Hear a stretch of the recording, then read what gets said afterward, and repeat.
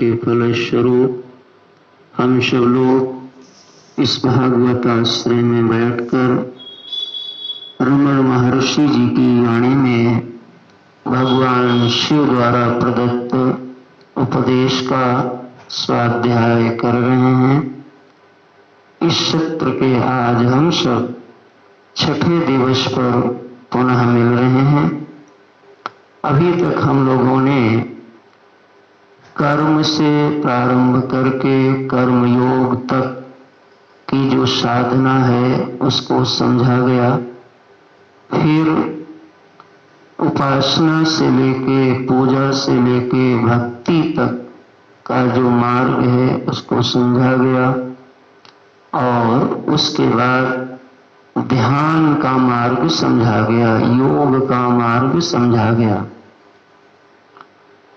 इनको हम लोग सब बोलचाल की भाषा में कर्म की साधना या कर्म योग की साधना, भक्ति की साधना, योग की साधना ऐसे भी बोलते हैं।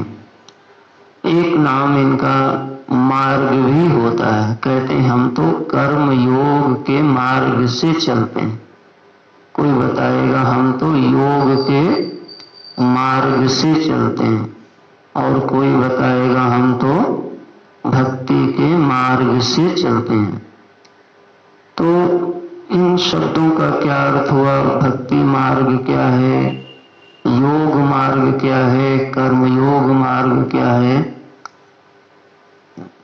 तो कहा इसको ऐसे समझ लो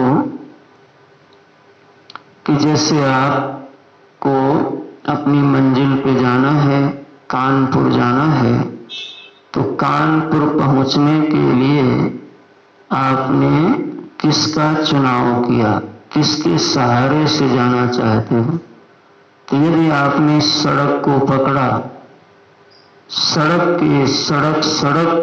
सड़क पकड़ करके यदि आप जाना चाहते हो तो आपका मार्ग कौन होगा? सड़क मार्ग होगा। क्या बोलेंगे? क्योंकि आप सड़क के सहारे से कानपुर तक पहुंचना चाहते हो। यदि आपने रेल को पकड़ लिया, सड़क छोड़ दिया, रेल को पकड़ लिया, तो अब क्या कहलाएगा? रेल मार्ग कहलाएगा। और यदि आपके पास जहाज है तो आपने सड़क को छोड़ी नहीं, रेल को छोड़ी नहीं और किसको पकड़ा? वायु मार्ग पकड़ लिया। तो मार्ग कहते हैं जिस दिशा की ओर, जिस स्थान की ओर ले जाने वाला जो दिशा है उसको हम मार्ग बोलेंगे। अर्थात किस प्रकार के मार्ग से आप गमन क्रिया को गति कराने का जो साधन है उस साधन को मार्ग बोलेंगे। तो रेल के द्वारा तो रेल मार्ग, सड़क के द्वारा तो सड़क मार्ग। और सड़क तो खाली नहीं चलती, सड़क पर तो कार चलेगी, तो बोलते भाई कार आए हैं, ऐसे बोलते हो कि भाई एयर आए हैं, भाई ट्रेन आए हैं, ऐसे बोलते हो। तो वैसे ही यहाँ पर जब आप अपने तक, आज मनुष्य अपने को ही खोज रहा है, क्योंकि तभी वो परेशान दिखता है, अभाव में दिखता है। अपने आप को ही, ये अनेक बार मैं बोलता रहता हूं कि आप माने राम कौन, राम कौन माने आप कौन। अपने को पाना ही प्रभु को पाना है। तो इस मंजिल तक, इस मुकाम तक पहुंचने के लिए आप ट्रेन से नहीं जा सकते, अपने आप तक जा सकते हो। आप अपने आप को, शरीर आपका ट्रेन से, जहाज से, कार से जा सकता है, लेकिन यदि आपको अपने आप तक पहुंचना हो तो उसमें ये सड़क मार्ग काम नहीं आएगा। तो उसमें कौन मार्ग काम आएगा? तो कहा उसमें हमने जो कर्म है, देखो मार्ग माने है साधन, हम उसी को साधन बनाएंगे जो चीज हमारे हाथ में होती है। अगर तुम्हें भोजन बनाना है तो कई बार माताएं पूछती हैं आज क्या बनाएं, तो घर के लोग कहते हैं घर में क्या है, तो बताएंगे आज भिंडी की सब्जी है, परवल भी है, टमाटर भी है। ठीक है, तो आदमी कहे वो बनाओ जो घर में नहीं है तो बना पाओगे? नहीं बना पाओगे। तो जो होता है वही बनता है, यानी साधन वही आप बना सकते हो जो आपके घर में होगा, यानी जो आपके जीवन में होगा। ये आप अभी जो सुन रहे हो, तो अब आप ये भी जरा देखो कि ये चीजें आपके जीवन में, आपके घर में, आपके साधना में हैं भी कि नहीं है। तो खाली सुनते रहोगे, चलोगे नहीं तो काम नहीं हो पाएगा। इस पे ध्यान रखना, फिर आप ऐसे इधर उधर की बातें करते हुए नजर आओगे। तो ये जब चलोगे तो पहुंचोगे। फिर तो देखो आप कैसे सुंदर ये रचना बनी कि एक साधक है जिसको पहुंचना है वहां तक, लेकिन उसके घर में, समझ रहे हो ना मैं क्या कहना चाहता हूं, यानी उसके जीवन में अभी उपासना नहीं है, अभी उपासना नहीं कर पाता है, नहीं बैठ पाता। कर्म है, कर्म करता है, तो वो कर्म को ही साधन बना ले, कर्म को ही मार्ग बना ले, विवेक हो जाए गुरु कृपा से। तो जिसने अपने कर्म को भगवान तक पहुंचने का साधन बना लिया है, यानी अब कौन मार्ग से जाएगा? कर्म मार्ग से। कर्म उसके लिए एक गमन का साधन बनेगा, ना कि कुछ पाने का। तो कर्म को जब हम वहां तक पहुंचने का साधन बना लेते हैं तो उसका नाम होता है कर्म योग। अब इसमें बहुत दरमियानी चीजें होती हैं, वो सब चर्चाएं की गई हैं और फिर आगे कभी कभी किया जाएगा। वैसे ही अब उपासना पे आओ। अब उसके पास उपासना है, जैसे आपके किचन में परवल है, टमाटर है, तो वही तो बनाओगे। तो यदि उपासना करते हो तो आप उपासना को, भक्ति को योग बना सकते हो। अब आप उसको करिए जैसे बताया गया, तो यह आपकी उपासना, यह आपकी भक्ति क्या बन जाएगी? मार्ग बन जाएगी। मार्ग माने पहुंचाने वाला साधन बन जाएगी। किसी के पास में ध्यान है, योग का यम नियम, आसन, प्राणायाम, प्रत्याहार, धारणा, ध्यान, समाधि, ये अष्टांग योगों को जानता है, करता है, तो अब उसने क्या बनाया? देखो होगा तभी बना पाओगे, पहले उनको लाइए, सीखिए, समझिए।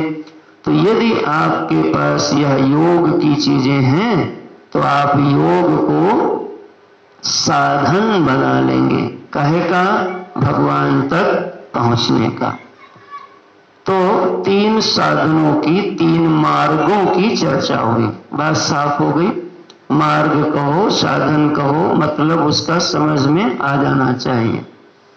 इनको 3 क्यों कहते हैं? क्योंकि ये सारी चीजें पहुंचाती तो एक ही जगह पे हैं।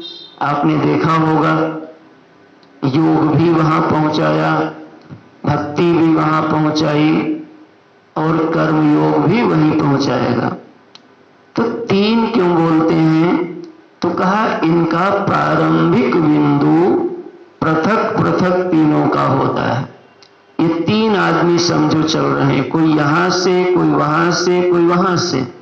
चूंकि प्रारंभिक बिंदु इन तीनों का पृथक पृथक है, इसलिए इनको पृथक पृथक कहा जाता है। लेकिन पर्यवसान, अंतिम परिणति, इनकी जो मंजिल है वो 3 मंजिल नहीं है। पहुंचेंगे। जैसे एक को आप गंगा कहते हो, गंगा माता को क्यों गंगा कहते हो? क्योंकि वो गंगोत्री से निकली, उनका प्रारंभ बिंदु क्या है? और एक को यमुना जी कहते हो तो वो भी जल है, वो भी जल है, लेकिन उनको आप, लेकिन सबका पानी कहाँ पहुंचेगा? सागर में पहुंचेगा।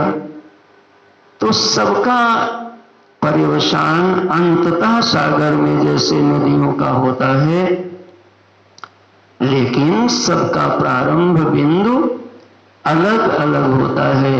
तो जैसे अलग अलग नदियों को हम नाम देते हैं, वैसे इन साधना के मार्गों को भी अलग अलग नाम देते हैं।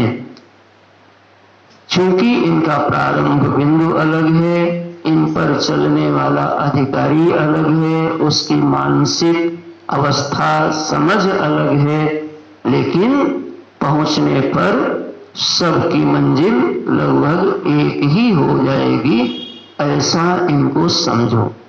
तो अभी तक हम लोगों ने कर्म योग का मार्ग देखा, समझ में आई बात? अब जब मार्ग बोल रहा हूं तो आपके मन में साफ हो जाना चाहिए। भक्ति मार्ग को देखा और योग मार्ग को देखा। ये क्रमशः कह सकते हो या ये कह सकते हो कि कर्म योग में भक्ति का अंतर्भाव, ध्यान दो। यदि कोई कर्म योग में चल रहा है तो उसमें कर्म तो हो ही रहा है, लेकिन अगर कोई भक्ति मार्ग में आ गया तो ये मत समझना कि वो कर्मयोगी नहीं है, उसमें कर्मयोग अनुसूत है, अंतर्भाव है। और अगर कोई योगी है तो ये नहीं समझना कि वो भक्त नहीं होगा, कर्मयोगी नहीं होगा। ये क्रमशः साधनाओं का स्वरूप है। अब चौथी साधना जिसकी यहां चर्चा करेंगे, उस मार्ग का नाम है ज्ञान मार्ग। पकड़ में आई बात? तो ज्ञान मार्ग में जो साधक यहां से चलेगा तो इसके पास क्या होगा? तो कहा ये विचार का, विवेक का मार्ग है। ठीक है, इसमें विवेक विचार यदि आपके पास होगा तभी आप इस मार्ग में चल पाओगे। हाँ, और अगर ये चीज है ही नहीं, जैसे कर्म ना हो तो कर्मयोग के पथ पे कैसे चलोगे? ठीक है ना? भक्ति ही ना हो, उपासना ही हो तो भक्ति योग कैसे होगा? ध्यान ही आपका ना सही हो तो ध्यान योग कैसे होगा? वैसे ही विचार विवेक नहीं हो तो यह मार्ग नहीं होगा। तो बात समझ में आई होगी, मैं आशा करता हूं। तो यह इस ग्रंथ की उपदेश का अंतिम भाग प्रारंभ हो रहा है, जिसका नाम है विचार का मार्ग, ज्ञान का मार्ग। और इसका हम लोग शुभारंभ करते हैं। जरा देखना, ये उपदेशों का सार है।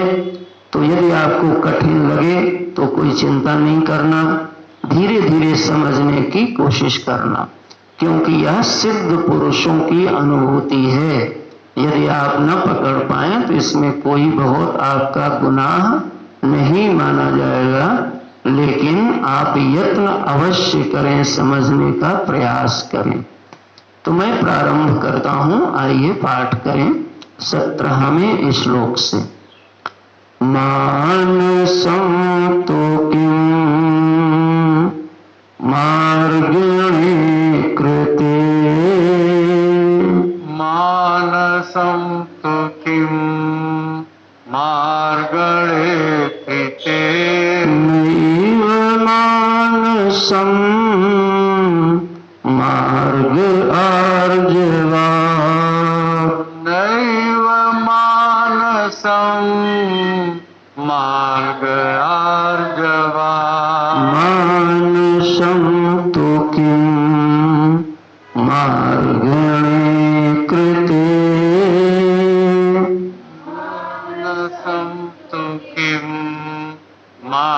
कृते नैव मानसं मार्गार्जुवात् नैव मानसं मार्गयार्जवा वृत्तियस्तुहं वृत्तिमाश्रिता प्रत्ययस्त्वहं वृत्तिमाश्रिता वृत्तयो मने विद्यहं मनः प्रत्ययो मनो वेद्यहं मनः अहमयं कुतो भवति चिन्वतः अहमयं कुतो भवति चिन्वतः अयिपतत्यहं निजविचारणम् अयिपतत्यहं निजविचारणम् अहमिनास्वा जहमयं तया अहमिनास्य भाग अहमहन्तया स्फुरतिहत स्वयं परमपूर्णसत् स्फुरति स्वयं परं पूर्णसा इदमहं पदा भिक्यमन्वहम् इदमहं पदा भिक्षमन्वहम्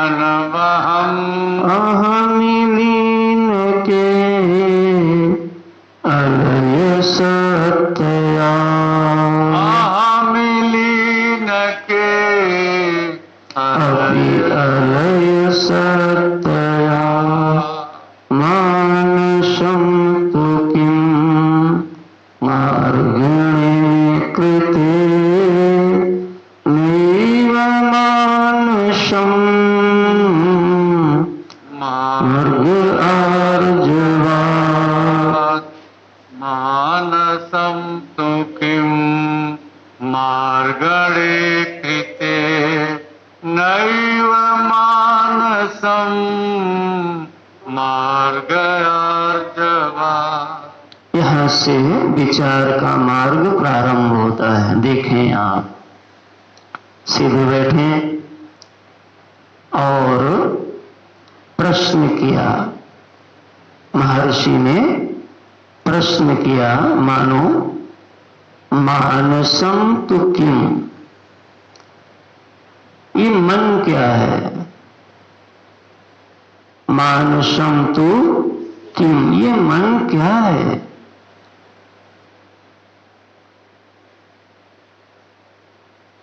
तो कहा नैव मानसम। देखो, मैंने इसीलिए आपको बताया कि ये ऊंचा ग्रंथ है। एक ही लाइन में साफ कर दिया, नैव मानसम, मन नाम की कोई चीज नहीं है। लेकिन ये अनुभूति आपको बिल्कुल विरुद्ध लगेगी, क्योंकि सारी दुनिया में जो झंझट है आपके जीवन में, वो किसके द्वारा खड़ा किया गया है? मन के द्वारा। इन खाली बातों को ऐसे सुन के लाभ नहीं होगा जब तक इस पोजीशन की अनुभूति नहीं होगी। तो बड़े आराम से इन बातों को सुने, समझें और दीर्घ काल तक मनन इस पर अपेक्षित होगा।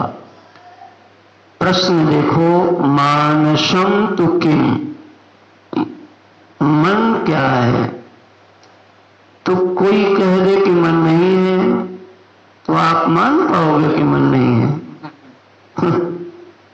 कोई कह दे कि यहाँ सांप नहीं है और आपको दिख रहा है, तो आप मान पाएंगे सांप नहीं है? तो कहा मानसम तु किम, मन क्या है? कहा मार्गणे कृते, कृते माने करो। क्या करो इस पे? मार्गणे करो। मार्गणे माने होता है शोध करो, परीक्षण करो, विचार करो। किस पर विचार करें? हाँ, हम पूछते रहेंगे तो आपको बोलना पड़ेगा। किस पर विचार करें? मन पर, पड़ोसी पर नहीं, राग द्वेष पर नहीं। देखो ये साधक बहुत ऊंची भूमिका की बात चालू हो रही है। मानसम तो किम, मन क्या है इस पर आप मानो कुछ भी नहीं, बल्कि विचार करो, खुद विचार करो। मार्गणे, मार्गणे माने शोध करो। मार्गण, मार्गण माने विचार करना। मार्गण, परिमार्गण, विचार करने के अर्थ में। इस पर शोध करो, अनुसंधान करो, विचार करो। अच्छा महाराज, तो कहा विचार करते हैं। तो देखो ये जो मन से ही झंझट है, मन में ही सुख आता है कि नहीं आता? तो आपका चेहरा सुखी हो जाता है, हंसने लगता है मन। और फिर मन में बदल गया तो क्या आ गया? दुख आ गया। अब दुख आया तो फिर मन दुखी हो जाता है। कभी द्वेष आता है तो क्रोध आता है, कभी राग आता है तो लोभ आता है। और ये भी आप जानते हो कि सब आता है, अनुभव है ना भाई? आता है कि नहीं आता? सुख आता है कि नहीं आता? पहले सोच लो। नहीं, आपको कुछ आते जाता नहीं तो आपको कोई फायदा नहीं होगा। पहले आप अपनी अनुभूति को आधार बनाओ। आप खाली बैठे रहोगे माटी के माधव के जैसे तो कोई फायदा नहीं होगा। आप अपना अनुभव देखो पहले कि आपके अनुभव में क्या हो रहा है। एक ग्रंथ तब आपको लाभान्वित करेगा जब आप अपने अनुभव को आधार बना पाओगे। हम कुछ भी बोल दें तो उससे आपको उतना लाभ नहीं होगा। तो आपका मन आपको दुखी करता है कि नहीं करता है? बोलो, करता है कि नहीं करता? तो करता है तभी कोई कुछ करेगा ना जब होगा। तो हमारी नजर में तो आज मन है, आप इसको बोल पाओ, हिम्मत हो तो।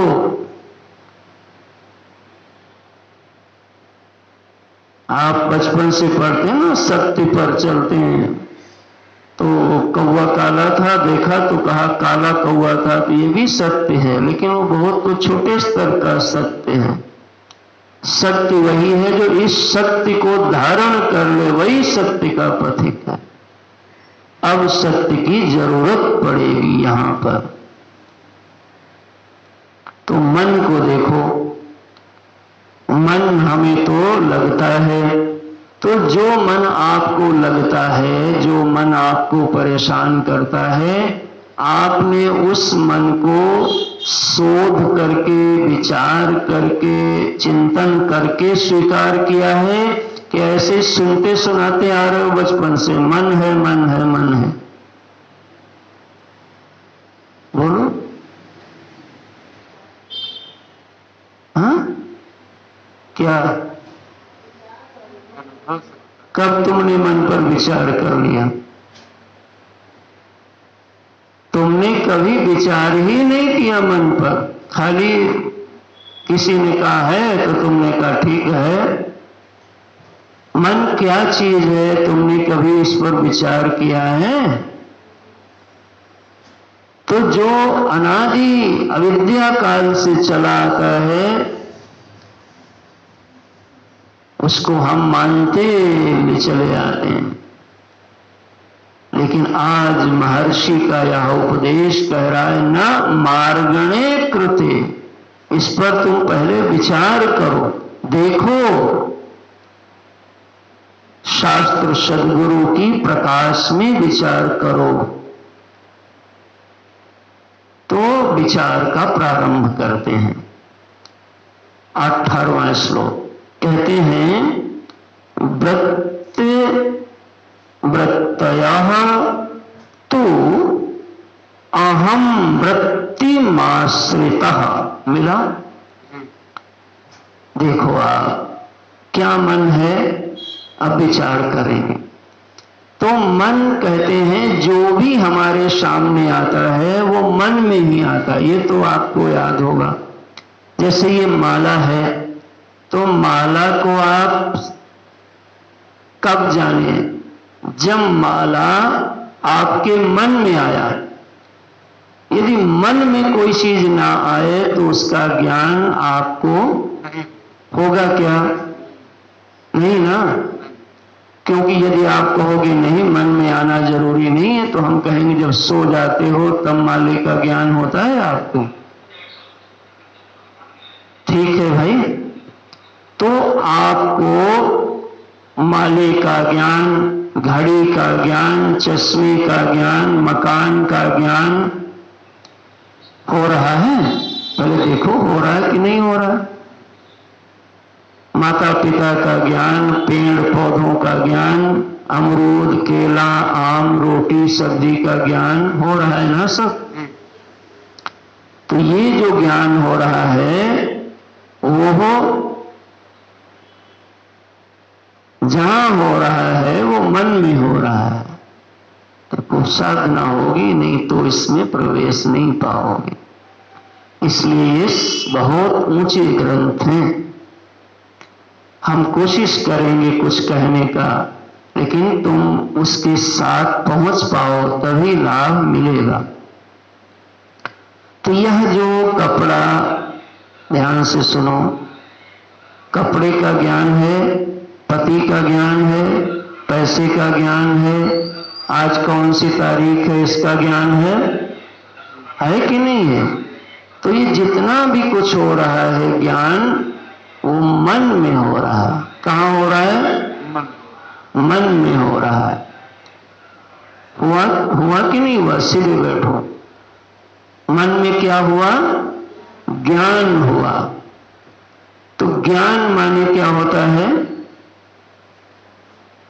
ज्ञान माने होता है उसको मैंने जाना।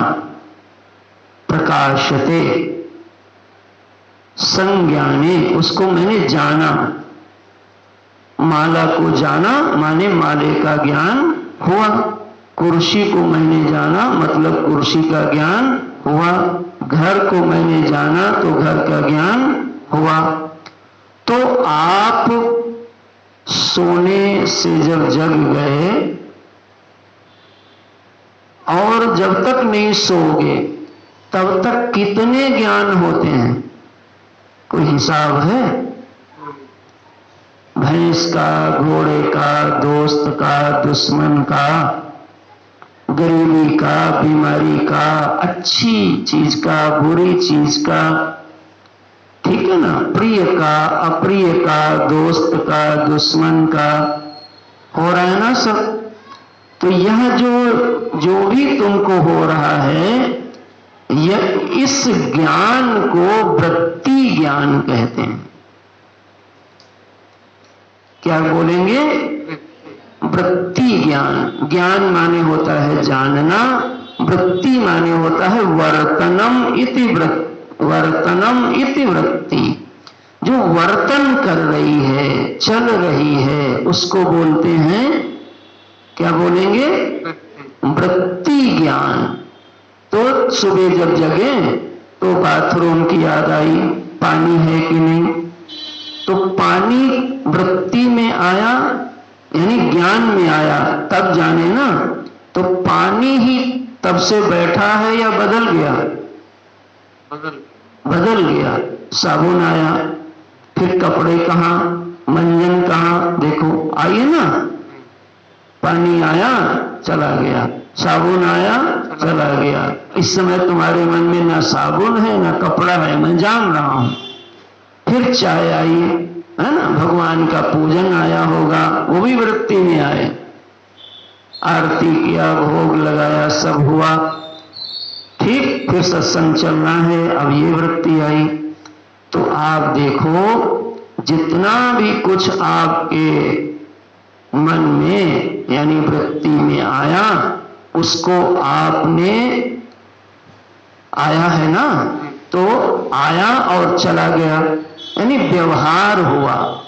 इसको बोलते हैं व्यवहार, आना और जाना। इसी को बोलेंगे वर्तनम वृत्ति, जो वर्तमान में रह करके व्यवहार करती है, उसको बोलते हैं वृत्ति। इस समय तुम्हारे मन में सत्संग बैठा है, तो इस समय वर्तमान में कौन है? सत्संग है।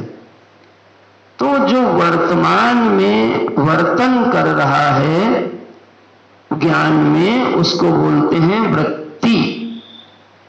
तो जब ध्यान में कभी कभी बैठो शांत हो करके, तो आपको गहरी एकाग्रता, समाहित चित्त हो जाए, तो आंख बंद करके दिखाई पड़ने लगेगा कि मन में ये आया, मन में ये आया। मन दिखता है ना भाई, कभी कभी मन में ये आया, आया ही नहीं चला भी गया। ये आया रहा चला गया, ये आया, कभी कोई सुख वाला आया और कभी कोई लो महाराज। तो ये जो भी आया गया, उसको आपने जाना भी कि नहीं जाना? अपना अपना अनुभव बोलो। जाना ना? तो जिसको आप जानते हो उसको शास्त्र की भाषा में इदम कहते हैं। क्या बोलेंगे? इदम, इदम, इदम वस्त्र, इदम पट, इदम घट, ये स्त्री है, ये पुरुष है, ये कुर्सी है, ये मेज है, ये दुनिया है, ये पेड़ है, सबको जाना ना। तो अब देखो इसको कैसे चैनलाइज कर रहे हैं। तो यह जितना भी संसार को तुम जानते हो, वह तभी जानोगे जब वह संसार तुम्हारी वृत्ति में शर्त है। बिना वृत्ति में आए नहीं जान सकते हो, ना पति को, ना पत्नी को, ना सुख को, ना दुख को, ना अच्छे को, ना, ठीक है ना। तो जो भी वृत्ति में आया, तो वृत्ति क्यों बोलते हैं? क्योंकि वो वर्तमान में वर्तन करता है वहां पर। लेकिन हम उसको जानते हैं, तो जिसको भी आप जानते हो यह कह के, यह, उसके लिए शब्द प्रयोग होता है इदम। इदम माने यह। तो यह साबुन है, यह पानी है, यह सब्जी है, यह गाड़ी है, देखो। तो इदम वृत्ति। अच्छा, तो कितनी वृत्ति हो रही है? सीधे बैठो, बोलते चले जाओ। कितनी वृत्ति होंगी सुबह से शाम तक? अनगिनत होंगी। हाँ, बोलते रहना, डरना नहीं, बिल्कुल गलत हो जाए तो भी नहीं डरना। यहाँ कोई पुरस्कार नहीं तुम्हें मिलेगा, यहाँ जो मिलेगा उसको कोई नहीं दे सकता। सीधे बैठो। कितनी वृत्तियां होती हैं? तो अनगिनत वृत्तियां कैसे हो गई? क्योंकि अनगिनत विषय हैं। अनगिनत विषय हो गए। साबुन भी ज्ञान में आया तो वृत्ति साबुन के आकार की हो गई। साबुन निकला तो मटका आ गया, तो वृत्ति मटका के आकार की हो गई। पकड़ में आ रहा? जैसे एक ब्लैक बोर्ड पर आपने लिखा सीताराम, तो ब्लैक बोर्ड पर क्या लिखा है? तो ब्लैक बोर्ड किस आकार का दिख रहा है? राम के आकार का। अब लिखो मत, शब्द मत, दृश्य बनाओ। सीताराम बना दिया तो बोर्ड किस आकार का हो गया? सीताराम कार, सीताराम के आकार से आकारित हो गया। उसके बाद आपने डस्टर लिया, अब उस पर एक पेड़ बना दिया, गुलाब का फूल बना दिया, अब बगीचा बन गया। तो जो राम का आकार था वह भी ब्लैक बोर्ड पर था, जो बगीचे का आकार है वह भी ब्लैक बोर्ड पर है, ठीक है ना। उसके बाद आपने कुछ दूल्हा दुल्हन बनाया, वो कहां पर है? ब्लैक बोर्ड पर। देखो, तो अब आप दिन भर बनाते रहो सुबह से लेकर शाम तक, तो वो कितने तरीके का ब्लैक बोर्ड बन जाएगा? हजारों तरीके का। तो दरअसल आप मुझे ये बताओ, जो अनंत प्रकार का बन रहा है वह अनंत प्रकार का ब्लैक बोर्ड है या ब्लैक बोर्ड पर आने वाले विषय हैं? ब्लैक बोर्ड आने वाले विषय हैं। चूंकि विषय अनंत हैं, इसलिए वृत्तियां अनंत भाषित होती हैं। ओके, कुछ एक आध इंच बढ़े कि नहीं बढ़े? देखो महाराज, इसी को कहते हैं धक्का मारना भीतर की ओर। तो ये जो विषय बार बार आ रहे हैं, किसमें? वृत्ति में। अब ब्लैक बोर्ड तो दृष्टांत था, उसको छोड़ो, इधर आओ। तो उस चेतन धारा में जो ये विषय बार बार आ रहे हैं, तो उनसे यह वृत्ति अनेक प्रकार की भाषित होती है। अब यह जो हजारों प्रकार की वृत्ति हो गई, इसको हम एक नाम से बताएंगे। क्या बताएंगे? इदम वृत्ति। क्या नाम रखा? इदम वृत्ति। माने क्या? कि जो भी कुछ आएगा, अच्छा बुरा, प्रिय अप्रिय, भला, अब वो झूठ सत्य ये सब न चलना, कुछ भी आने दो, लेकिन वो किस कैटेगरी में आएगा? इदम वृत्ति में आएगा। इदम तया स्फुरति। ठीक है ना। ये घोड़ा आया, ये हानि आई, ये लाभ आया, ये प्रिय आया, ये अप्रिय आया, ये अच्छा आम है, ये खराब है। देखो, तो आप ये बताओ, ये आपको अनंत लगता है, वो चल रहा है, चल रहा है, चल रहा है। हाँ, अच्छा महाराज, तो कहा ये वृत्तेस्तु हम वृत्तिमाश्रितः। तो ये बताओ, यह जो इधर देखो, यह वृत्ति, अब उत्तर चाहिए, यह माने कौन वृत्ति? इदम वृत्ति से आओ बस। हाँ, अब पकड़ना। इदम वृत्ति माने सब उसी में फैलाव रख लेना।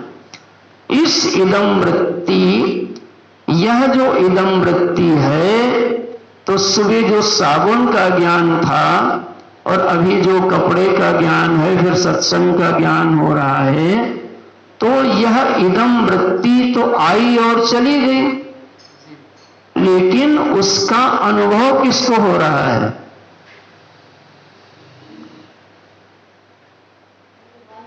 उसका अनुभव, हाँ बोलो।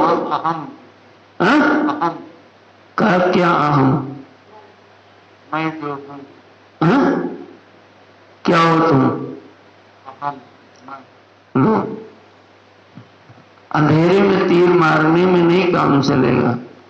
आप अपनी अनुभूति नहीं बोल पाओगे तो इसका मतलब अंदर बहुत अभी संशय है, आपके अंदर कोई सफाई नहीं है। आपका अनुभव, आपने सुबह से लेके चाय, भगवान को, कपड़ा को, मकान को, दुनिया को, सब वृत्तियों को जाना, तो उस जो वृत्तियों को जाना वो कौन जाना? मेरे नाना, आपने जाना। और किसने जाना? आप ही हो जान रहे, कोई और जान रहा है क्या? नहीं ना, आप ही जान रहे हो। तो जो जान रहे हो वो कौन है? तो कहा वो इदम नहीं है, वो इदम वृत्ति नहीं है, बल्कि वो अहम वृत्ति है। आहा, पकड़ में आया? तो अहम जो वृत्ति है, इस अहम वृत्ति के ऊपर सारी इदम वृत्ति आती है और चली जाती है। पकड़ में आया? तो इसका मतलब क्या हुआ कि एक आश्रित है और एक आश्रय है। इदम वृत्ति आश्रय वृत्ति नहीं है, बल्कि आश्रित वृत्ति है। आई और चली गई। जो आएगा चलेगा वो क्या होगा? आश्रित होगा। और जिस पर आएगा और जिस पर से जाएगा वो क्या होगा? आश्रय। आश्रय होगा। तो हे भक्तजनों, इस मन में शोध हो रहा है, चिंतन हो रहा है, ऑपरेशन किया जा रहा है अंदर अंदर। इस मन में, जिसको आप मन कहते हो, वह दो वृत्तियों का पुंज है, पैकेट है। उसमें एक वृत्तियां हैं जिस वृत्ति को इदम वृत्ति कहते हैं। इदम माने जिसमें नाम रूप दृश्य सारा कुछ आता है और जाता है, उस वृत्ति को हम इदम वृत्ति कहते हैं। तो इस वृत्ति को हम जानते हैं और जो अहम वृत्ति है, जो जानने वाली वृत्ति है, वह बदलती हुई, बदलती हुई नहीं दिखती है। इसीलिए हम इसी अहम को सत्य मानते हैं। ये इदम बदल रहा है और अहम ये बदल नहीं रहा है। पकड़ में आया? अब शोध हो रहा, भाग मत जाना, नहीं तो अध कचरे रह जाएगा सब। अब ये स्टेप बाय स्टेप अभी आगे बढ़ेंगे। देखो तो कैसे मन को खोल डाला, अहम और इदम वृत्ति में बांट दिया। इदम वृत्ति आश्रित वृत्ति है। किस पर आश्रित रहती है? अहम वृत्ति के ऊपर। कैसे पहचानोगे? ऐसे पहचानोगे कि जब अहम वृत्ति यदि लय हो जाए, मूर्छा में चली जाए, मान लिया मूर्छा में चली गई, तो उस समय इदम वृत्ति आएगी? इदम वृत्ति माने बाह्य ज्ञान होगा? नहीं होगा। कभी कभी अहम का मूड खराब हो जाता है तो क्या कहते हो, अभी हम ये करेंगे, मतलब किसी भी बाहर चीज को हम अंदर लेने के लिए, विचार करने के लिए, सुनने समझने के लिए तैयार, हटो सब। मतलब अहम वृत्ति को नहीं हटाना चाहते हैं, उससे हमको प्रेम है, लेकिन इदम वृत्ति को हटाना चाहते हैं। आज नहीं ट्यूशन पढ़ाएंगे, आज बाजार नहीं जाएंगे। क्यों नहीं जाओगे? आज मन नहीं है। देखो, मन इसको भी कहते हो। इसका मतलब दो चीजों को आप मन कह रहे हो।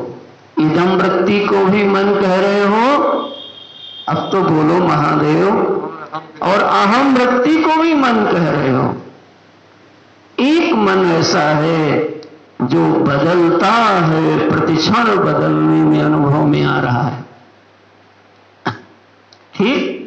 और एक मन जो हमको सातत्य की अनुभूति कराता है, निरंतर की अनुभूति कराता है।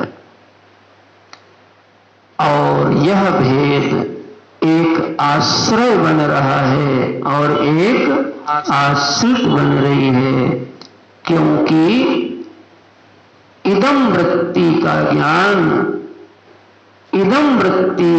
ज्ञान देखो, यदि इदम वृत्ति को ही होता तो वृत्ति के, देखना फिर से बोलता हूं, यदि इदम वृत्ति का ज्ञान इदम वृत्ति को ही होता तो वृत्ति के मर जाने पर वृत्ति का अनुभव कौन करता? क्योंकि अनुभव का स्मरण करता वही होता है जो अनुभव करता हो। पकड़ में आ रहा है? यदि अनुभव करता मर जाएगा तो उसका स्मरण कोई नहीं कर सकता। गुनाह की दुनिया में जो क्राइम लोग करते हैं तो गैंग होता है बड़ा बड़ा, तो गैंग वाले लोगों ने कहां कहां गलत गलत चोरी किया, पैसा रखा, तो उनको पता होता है। तो जब देखते हैं कि ये व्यक्ति पकड़ लिया जाएगा तो सारा राज खोल देगा, तो कहते हैं इसको ही पहले ठोक दो। ठोक दो मतलब मार डालो कि ये अनुभव करता मर जाए अगर, तो इस बात का स्मरण किसी को होगा ही नहीं, हम बच जाएंगे। तो आप जरा यहां पे देखो, आपको प्रभु सब बातों का अनुभव हो रहा है। काले कपड़े का, गोरे कपड़े का, कांटे का फूल, कांटे का, बबूल का, गुलाब का, मतलब अच्छा बुरा सबका आपको अनुभव हो रहा है। इसका मतलब जो इदम वृत्ति है, उस इदम वृत्ति का आश्रय अहम वृत्ति है, क्योंकि इदम वृत्ति के चले जाने के बावजूद अहम वृत्ति हमको सतत अनुभव होती है, और इसी वृत्ति से हमें बड़ा लगाव है। मैं हूं, और अगर कोई किसी इसके खिलाफ कह देती है महाराज, फनफना के महाराज दौड़ता है। तो दो वृत्ति हो गई, इदम वृत्ति और अहम वृत्ति। इदम आश्रित वृत्ति है और अहम आश्रय वृत्ति है। अब देखो महर्षि क्या कहते हैं, देखो, वृत्तयः तो अहम वृत्तिम आश्रिताः। खुल गया अर्थ? 18वां श्लोक मिला। वृत्तयः तो अहम वृत्तिम आश्रिताः। वृत्तयः माने इदम वृत्तयः, जो भी इदम वृत्तियां आती हैं वो सारी इदम वृत्तियां किस पर आश्रित हैं? अहम वृत्ति पर आश्रित होती हैं। नीचे कहते हैं वृत्तयः, नीचे देखो, विद्धि माने जानो, विद्य अहम मनः। ये जो अहम माने अहम वृत्ति, यहां पर ये जो अहम वृत्ति है, तुम मूल मन उसी को जानो। पकड़ में आया? मूल मन विद्धि अहम, ये जो अहम वृत्ति है यही मन है। पकड़ में आ रहा है? अभी पूरा नहीं हुआ चिंतन, अभी चिंतन चालू है। आगे बढ़ते हैं। अहमयम कुतो, अब जरा इस पर चिंतन करो। समझ में आया? कहां पहुंच गए? इदम, मन को पहले खोला तो दो चीज दिखाई पड़ी, एक इदम वृत्ति और एक अहम वृत्ति। संबंध क्या बना दोनों में? आश्रय आश्रित का संबंध बना। एक प्रवाही लग रही है और एक नित्य लग रही है। अहम हमारा वही है सुबह वाला, या बदल गया? सुबह वाले हो ना तुम भाई? अच्छा, जो कल थे वही वाले हो कि बदल गए? अरे बोलो देवी, छोटे पे जो थी वही है कि बदल गई? वही है। अच्छा, शरीर बदल गया, बाल बदल गए, हाथ बदल गए, नाक बदल गई, दांत दूसरे लग गए, लेकिन वो नहीं बदले, वो नहीं बदले। अहम है ना, फिर इदम कैसे हो जाएगा? अगर कहो बदल गया तो इदम हो जाएगा। जरा भागो मत, यही है मूल चीज। तो अब आश्रय और आश्रित वृत्ति का संबंध बना। यहां पे कहते हैं कि यह जो अहम वृत्ति है, फिलहाल अभी तुम इसी को मन समझो। अब कहते हैं समझ तो लिया, अब इस पर फिर विचार करो। अब इदम पर नहीं, किस पर विचार करो? अहम वृत्ति पर। तो कहते हैं अहम अयम अहम कुतो। अब चालू है विचार से ना, मार्गणे। मार्गणे माने विचार चल रहा है। अब ये देखो, पहले विचार चल रहा है।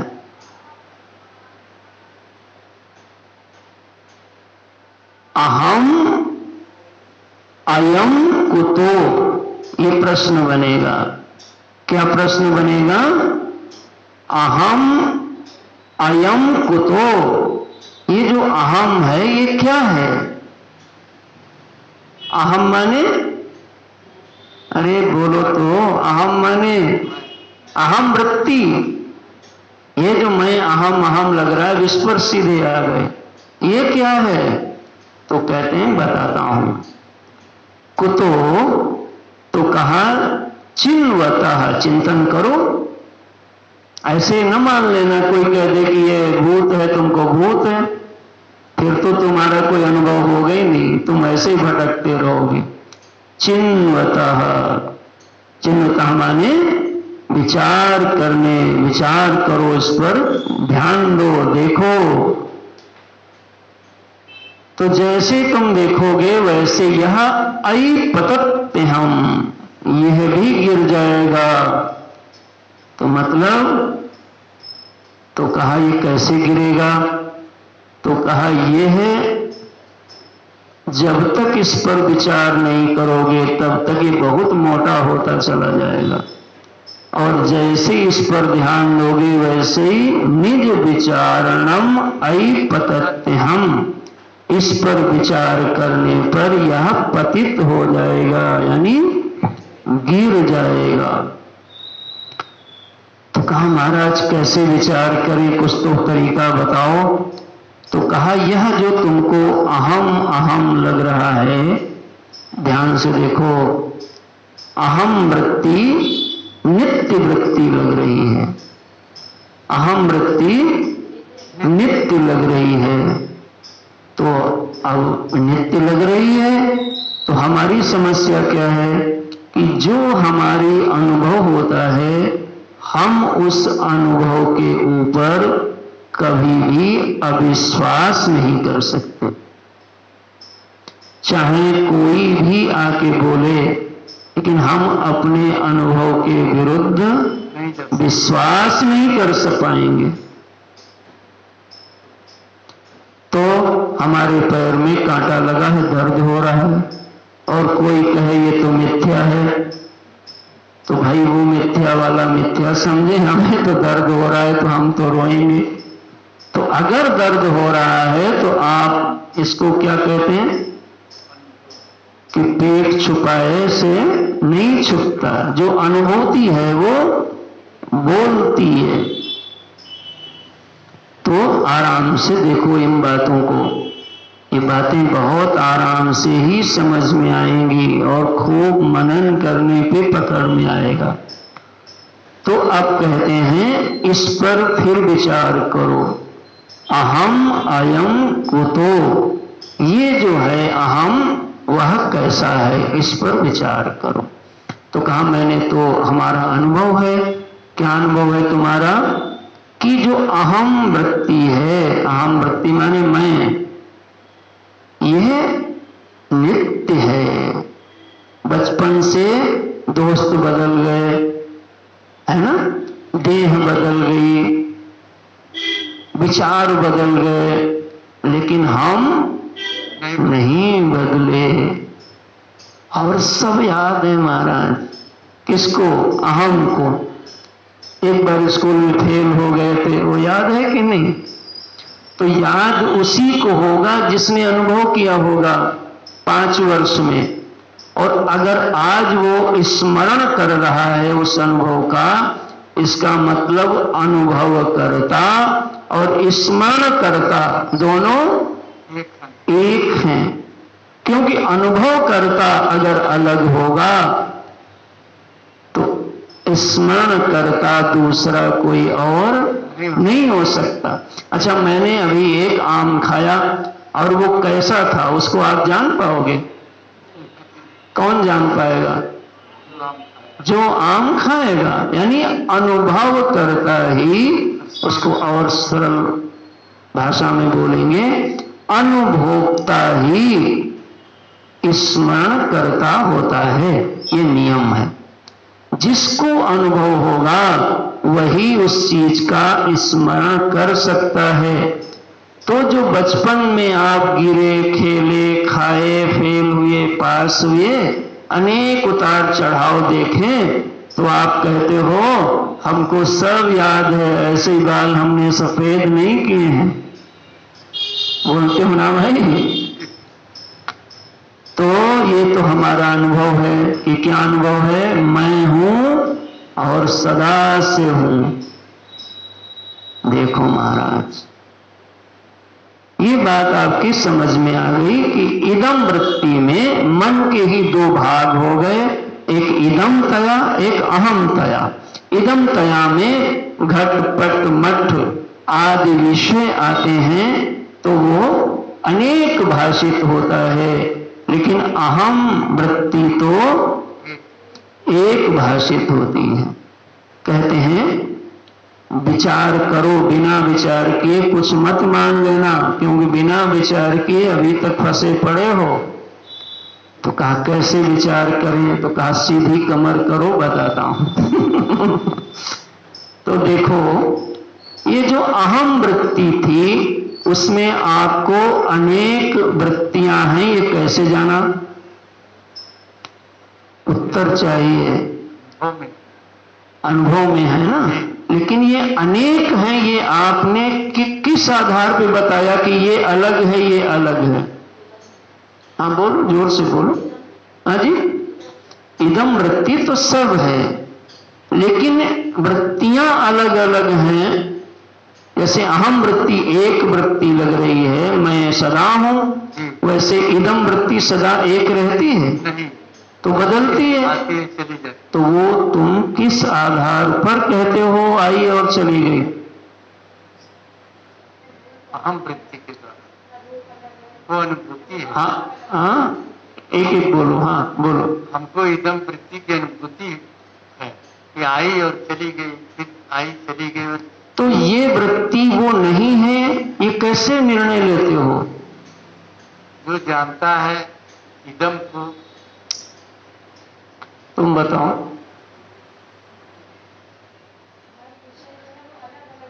हाँ, विषय अलग आता है वृत्ति में। पैंट आपने देखी तो पैंट के आकार की वृत्ति हो गई, और फिर आपने कुर्ता देखा तो वृत्ति में कुर्ता का विषय अलग आने से वृत्ति कुर्ता के आकार की हो गई, और पैंट आने से वृत्ति पैंट के आकार की हो गई। पकड़ में आया? जो उसमें चेतनांश है वो एक है। कभी उसमें कुर्ता गिरा, कभी पैंट गिरी, कभी भैंस गिरी, कभी कुर्सी, कभी खाना, कभी दूल्हा, कभी बाजार, कभी अच्छा, कभी बुरा। पकड़ में आया? तो चूंकि इदम वृत्ति के अनंत विषय होते हैं, इसलिए वह इदम वृत्ति अनंत हमें दिखाई पड़ती है। अहम वृत्ति में क्या है? तो का अहम भी वृत्ति ही है। वृत्ति उसको ही कहते हैं जो आती है और जाती है। कहा महाराज जी आप कैसे बोल रहे हो, हम तो बचपन से वैसे ही अपने आप को जान रहे हैं। तो कहा मैं बताता हूं, जैसे दीपक की लौ जलती है तो जो लव है, ज्योति है, वह एक जैसी है या प्रवाही है निरंतर? प्रवाही है निरंतर। ज्योति नित्य प्रवाही है, कंटिन्यूअस है। तेल जल रहा है, बाती जल रही है, लेकिन उस उदित होने वाली ज्योति से आगे वाली ज्योति में इतना शीघ्रता से बढ़ रही है कि हमें उसका जो अंतराल है वह अनुभव में नहीं आता है। क्षण प्रध्वंसी है, क्षण क्षण में बदलती है, लेकिन अनुभव में नहीं बदल रही है, लेकिन हमें बदलना अनुभव में नहीं आता। तो चूंकि बदलना अनुभव में नहीं आता, इसलिए हमको दीपक की लव ज्योति अखंड दिखाई पड़ रही है, जबकि वह ज्योति अखंड नहीं है, खंड है। जैसे नदी में जो धारा है, वहां अभी जो जल निकल गया वही जल है कि दूसरा जल है? जल दूसरा है, लेकिन हमको दूसरा जल है ऐसा अनुभव में नहीं आता। लेकिन यदि जल के ऊपर मैं थोड़ा फूस डाल दूं, कपड़ा डाल दूं, डंडा डाल दूं, तो आपको अनुभव में आने आएगा कि फूस वाला जल था और ये डंडा वाला जल था और ये कागज वाला जल था। लेकिन मैं डंडा फूस सब निकाल लूं तो आपको लगेगा ये तो एक ही है। क्यों अनेक का ज्ञान हुआ? क्योंकि अनेक जल में विषय आ गए। विषय अनेक होने से जल अनेक दिखने लगते हैं। वैसे ही वृत्ति में जब अनेक विषय आते हैं तो वृत्ति अनेक दिखने लगती है। लेकिन वृत्ति के सामने यदि विषय एक ही रहे तो वृत्ति एक ही रहती है, लेकिन वह वृत्ति है। क्योंकि अहम के सामने, अहम वृत्ति के सामने केवल अहम ही रहता है। बचपन में भी वही सामने था, अभी भी है, लेकिन इदम वृत्ति के सामने विषय बदल जाते हैं। विषय बदल जाने से खंड प्रतीत होता है और विषय न बदलने से वृत्ति अखंड प्रतीत होती है। प्रतीत होती है लेकिन है नहीं, एक है नहीं, वृत्ति है। हे साधक, अगर तू इस बात को विचार कर ले जाएगा तो बात खुल जाएगी। ऐ पतत्यहम, यह जो अहम आश्रित वृत्ति है, यह वृत्ति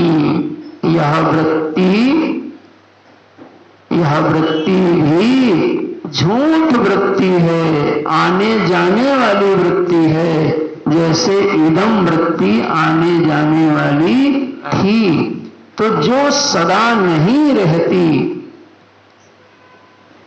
उसी को मिथ्या कहते हैं, झूठ कहते हैं। हे भक्त, इस झूठ वृत्ति पर एक झूठ वृत्ति और लगी थी। तो यदि आश्रित वृत्ति कब तक रहेगी? जब तक आश्रय वृत्ति रहेगी। अगर आश्रय वृत्ति झूठी साबित हो गई तो उस पर जो लदी वृत्ति थी वो तो झूठी हो जाएगी। हे भक्त जनों, ऐ अहमि नाश भाजी, इसी को अहं वृत्ति को ही अहंकार कहते हैं। यह है नहीं, लेकिन यह महाराज ताल ठोके घूम रहा है। यही वो अहं वृत्ति ही अहंकार है, अभिमान है।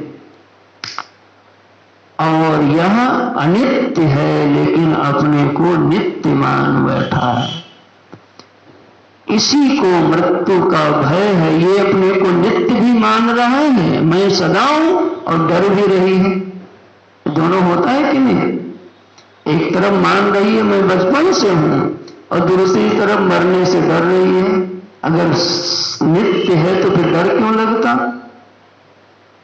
एक तरफ कहती है मैं सदा सब जान रही हूं, दूसरी तरफ भी कहती है कि मुझको तो बहुत कुछ नहीं आता है।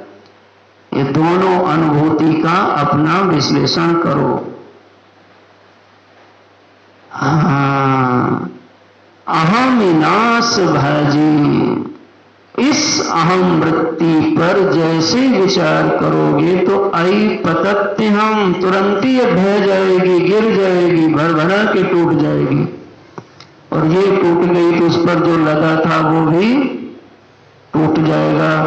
तो अहम नाश भाजी, जैसे ही इसका नाश होगा तो वैसे ही अहम अहम स्फुरत रत स्वयं परम पूर्ण सत, वैसे ही जो मूल अहम सत्ता है उसका स्फुरण हो जाता है। हे नाथ, जैसे ही उसका स्फुरण होगा, किसका? अहम वृत्ति के नाश, अहम वृत्ति के गिर जाने के बाद बौद्ध दर्शन ने इसी को शून्यवाद कहा कि इदम वृत्ति भी मिथ्या है और अहम वृत्ति भी मिथ्या है। इसलिए उनका निगमन हुआ शून्यम शून्यम। तो बचा क्या? कहा सब मिथ्या है, सर्वम दुखम दुखम इति शून्य। इसी को शून्यवाद कहेंगे, इसी को शून्यवाद कहेंगे। लेकिन भगवान शंकराचार्य अद्वैत मत भगवान वेदव्यास कहेंगे कि यह जो अहम वृत्ति झूठी हुई, उसको कोई जाना कि नहीं जाना? अगर कोई जाना नहीं तो ये झूठा है, आप कैसे बोलोगे? और अगर कोई जान रहा है तो वो कौन है? कोई भी झूठा भ्रम बिना आधार के नहीं हो सकता। भूत का भ्रम जब भी होगा तो किसी न किसी ठूठ में होगा। कोई चीज ना हो और भ्रम हो, ऐसा कभी नहीं होगा। भ्रम कभी भी निरअधिष्ठान नहीं होगा। सर्प का भ्रम हुआ है तो वहां पर कुछ न कुछ होगा, तभी होगा।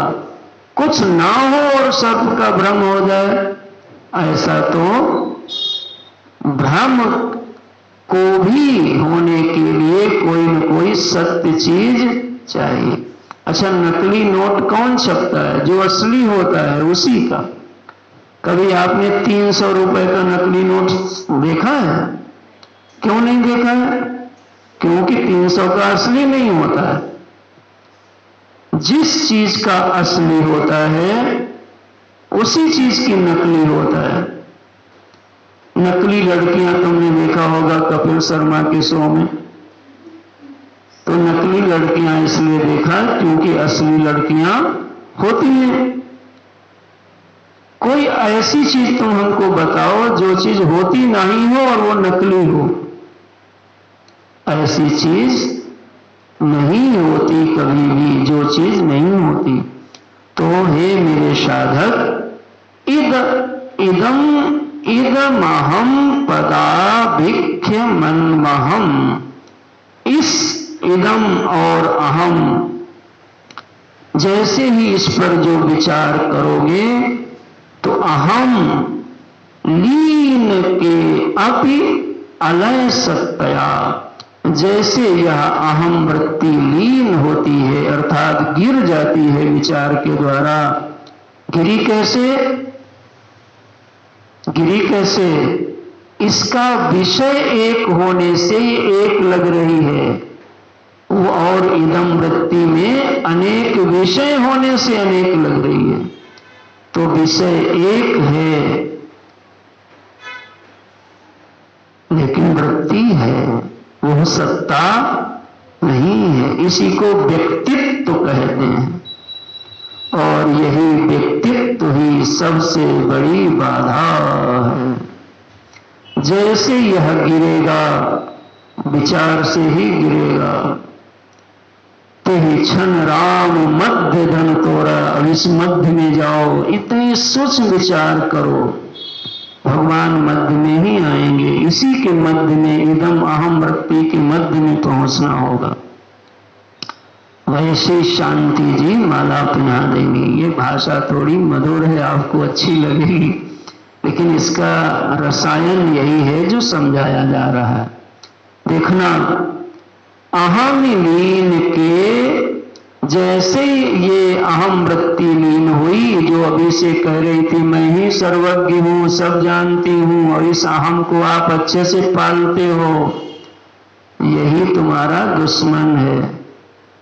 यही गुरु और शिष्य की लड़ाई होती है कि वो इसी अहम को ही सत्य माने बैठा है, और यही मृत्यु का, यही संसार का बीज है इसी में। लेकिन इसको गिराने की कोशिश यही है, सूली ऊपर सेज पिया की, अपने ऊपर चढ़ के जाना पड़ेगा। जैसे इसको आप विचार करोगे वैसे यह गिर जाएगा, और जैसे ही महाराज ये गिरेगा तो वह सत्ता रूप अहम प्रकट हो जाएगा, जो सत्ता लय सत्ता नहीं है बल्कि अलय सत्ताया। 21वां श्लोक देखें। अलय सत्तया अहमि लीन के अपि अलय सत्तया। जैसे ही महाराज इसको आप विचार से देखोगे कि ये झूठी है, ये तो नकली थी जिसको हम असली समझ रहे थे, वैसे ही जो अलय सत्तया, अलय माने देश काल वस्तु अपरिच्छेद शून्यम, परिच्छेद शून्यम, देश काल वस्तु परिच्छेद शून्यम। जो देश से, काल से, वस्तु से कभी भी जिसका लय नहीं होता, त्रिविध परिच्छेद शून्यत्वम ब्रह्मत्वम, ऐसी जो सत्ता है वह महाराज क्या हुई? तो कहा वह हुई क्या, वो तो थी ही, तुमने ये नकली अहम को पाल रखे थे, इसलिए वो कभी भी प्रकट नहीं हुई, और जैसे ये हुई तो वह प्राप्त हो गई। इति अलम, इति अलम। अब उत्तर ले लीजिए। मानसम तो क्यों? मन क्या है? तो कहा नैव मानसम, मन नाम की कोई चीज नहीं है। कब? जब इतना विचार करके निष्कर्ष पर पहुंच जाओगे तब। उससे पहले मन है और मन परेशान करता है, और मन से मुक्ति के लिए लगे रहना पड़ता है। जिसने इतना विचार कर लिया उसका उत्तर है। उत्तर माला देख करके प्रक्रिया नहीं समझ में आएगी। नैव मानसम इति निर्णय। उसके लिए ना यहाँ मन ही नहीं है, इदम वृत्ति अहम वृत्ति पर आश्रित थी, अहम वृत्ति ही झूठी वृत्ति निकल गई, तो उस पर जो लगा हुआ घर परिवार ये सब कहाँ था? मन में था। तो जब वही झूठी निकल गई तो ये फिर झूठा है। कोई व्यक्ति कहे मैंने सब देखा, सब बताता हूं इन्होंने क्या किया, बताया कि मैंने देखा इन्होंने तलवार निकाली, फिर गर्दन पर रख के ऐसे चलाया, पहले गर्दन काटी, फिर हाथ काटा, फिर महाराज सब सामान लेके गाड़ी में रखवा के भाग गया। सब बता दिया। उसके बाद कहे जज साहब उसके बाद हमारी नींद खुल गई। तो वो जो इतना बताया था वो सब क्या था? मिथ्या था, क्योंकि वो वास्तव में सोया हुआ था। तो उसने जो जो बताया वो सब गिरेगा कि नहीं गिरेगा? सब गिर जाएगा। वैसे ही इस अहम ने जो सब जान रखा है, ये मेरा है, ये मेरा है, यही है असली माया का बीज। मैं और मोर तोड़ते माया।